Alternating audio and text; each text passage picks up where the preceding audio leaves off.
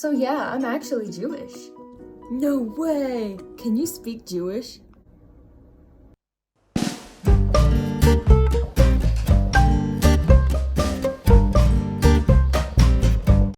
Shalom, this is Zoe, back with another episode where I explore what it means to be Jewish.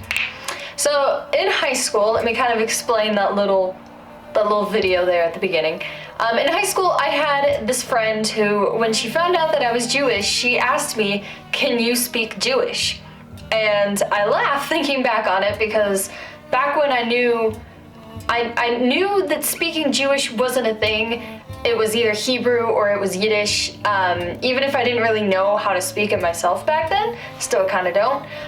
So why isn't there just one language for Jewish people, and why is there two? And is it even really considered two different languages? What is the difference? So let's start with basic dictionary definitions of the two. Hebrew, a Semitic language used by the ancient Hebrews and in modern Israel. Yiddish, a language used by Jewish people in Central and Eastern Europe before the Holocaust. It was originally a German dialect with words from Hebrew and several modern languages, and is today spoken mainly in the US, Israel, and Russia. So let's work with the Hebrew first. Hebrew is the original language spoken by the Hebrew people. If you go back and watch my episode on the diaspora, you'll know that the Hebrew people were the first Israelites. The original Jews. So let's look at its history. According to Wikipedia, it was natively spoken by the Israelites and remained in regular use as a spoken language by their longest surviving descendants, the Jews and Samaritans, before dying out after 200 CE, or Common Era. However, it was largely preserved as a liturgical language, featuring prominently in Judaism since the Second Temple period, and Samaritanism. Having ceased to be a dead language in the 19th century, today's Hebrew serves as the only successful large-scale example of linguistic revival. So yes, the Hebrew language is actually considered a revived language. What most people don't know is that Hebrew wasn't the main language that most Jews spoke during biblical times. It was primarily Aramaic. Jesus spoke Aramaic. So between the years 200 and 400 CE or BC, the language nearly disappeared when the Roman Empire kind of moved into power. Hebrew was really only used to discuss commerce on trade routes, prayers, and literature. And it took quite a while to bring the language back. It wasn't until 1881, some 3,000 years later, when a man named Eliezer ben Yehuda and some friends made the decision to only speak Hebrew to one another. That's dedication. Others caught on, thus sparking a sort of revival among the Jews of Israel. The modern Hebrew that we know today is referred to as Ivrit, and it was declared the official language of Israel in 1948 when it became a country. Well, when did Yiddish become a thing? According to Wikipedia, it is a West Germanic language historically spoken by Ashkenazi Jews.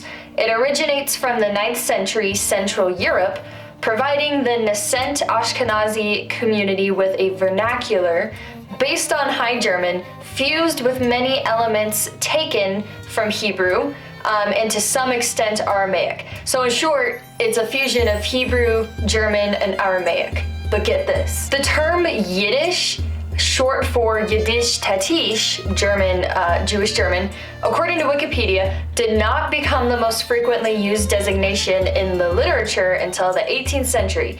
In the late 19th and into the 20th century, the language was more commonly called Jewish, especially in non-Jewish contexts, but Yiddish is again the most common designation today. So technically my friend wasn't wrong when she asked if I spoke Jewish. It is said that around the 10th century, Central Europe had a distinct Jewish culture, and in fact, the language lost popularity. But it didn't die off completely like Hebrew once did. Because nearly 11 million people spoke Yiddish before World War II, but after the Holocaust, that number really dropped dramatically, given that most Jews who were murdered in the Holocaust spoke Yiddish.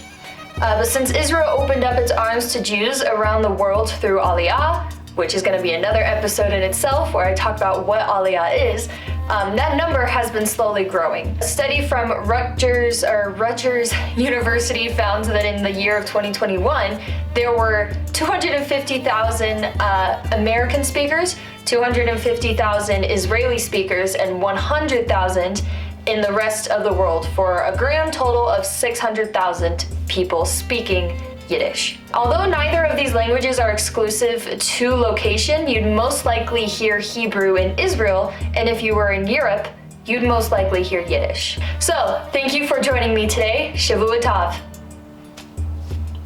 Nailed it.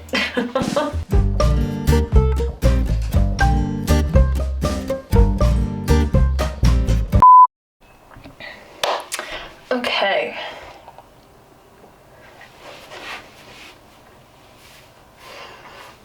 Sure. All right.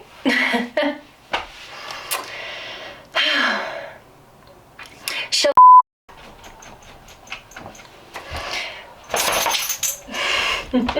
My dog is here joining me. Hi, Anna. However, it was